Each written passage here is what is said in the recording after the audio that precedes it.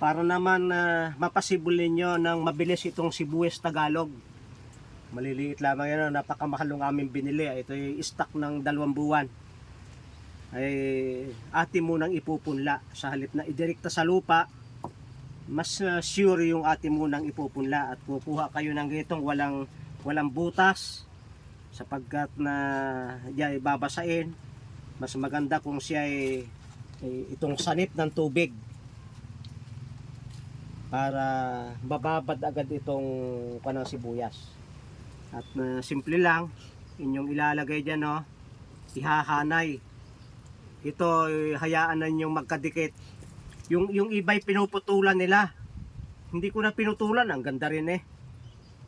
Dahil lalabas agad yung dahon nun. Pero yun din, abot-abot din yan. Kahit hindi mo putulan. Yung iba kasi, pinuputulan yung dulong yung para lumabas yung dahon. Huwag yung may ugat, ha. Yung may ugat siyempre itatanim nyo. Pero ako, hindi na pinuputulan yan. At pagkaraan ng ilang araw, sisibulyan, saka natin ihahanap ng taniman, sapagkat ngayon ay El Nino, nagtatanim tayo sa mga paso.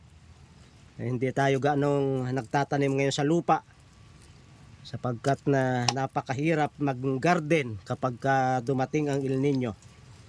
Paso-paso lang muna tayo, small scale. Ito nga pala, ipakikita ko rin sa inyo kung paano magtanim ng mga gulay sa panahon tag-init.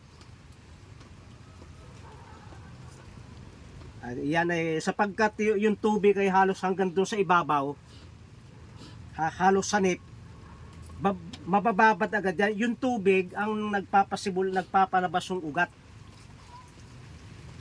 Kasi sabi nung ay tayo ay umugat na at may tubig na. Yan ang kahalagahan ng mabilis na yung itanim. Kahit siksikan niya, sapagkat yan naman itatransplant. Ang mahalaga ay umugat muna yan at dumahon bago natin ilagay sa paglilipatan. Siksikan na sila sapagkat na pagkakasyahin na natin, ito ay mga 30 puno yata o 4 na po. Yan.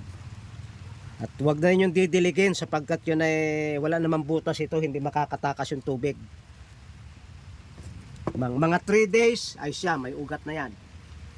Yan ang pinakamadaling paraan ng pagpaugat. Yan, okay? Tingnan nyo. Kaya nag-iipon na uli ako ng mga taniman ito, malalaking basong plastic o ano pa, para doon natin ilipat, sapagkat na ito'y pagdidimo lamang ng garden na small scale lang, panggamit lamang. Pero pag sisiwertihin, dadami rin yan. Maraming salamat sa pagsubaybay nyo sa Natural Wellness si Pastor Vito.